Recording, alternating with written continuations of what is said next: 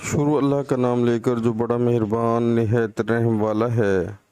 रोज़ों के दिन गिनती के चंद रोज़ हैं, तो जो शख्स तुम में से बीमार हो या सफ़र में हो तो दूसरे दिनों में रोज़ों का शुमार पूरा कर ले।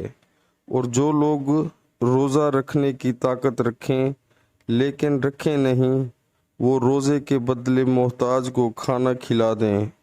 और जो कोई शौक़ से नेकी करे तो इसके हक़ में ज़्यादा अच्छा है, और अगर समझो तो रोज़ा रखना ही तुम्हारे हक़ में बेहतर है।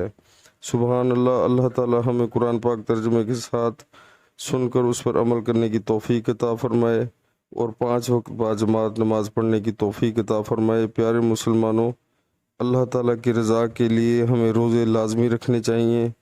अगर कोई बीमार है तो वो और दिनों में शुमार करके वो रख ले।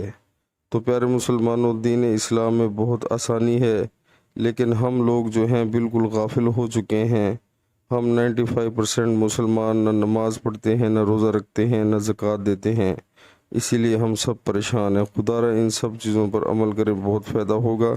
अस्सलामु अलैकुम वरहमतुल्लाहि वबरकातुहू।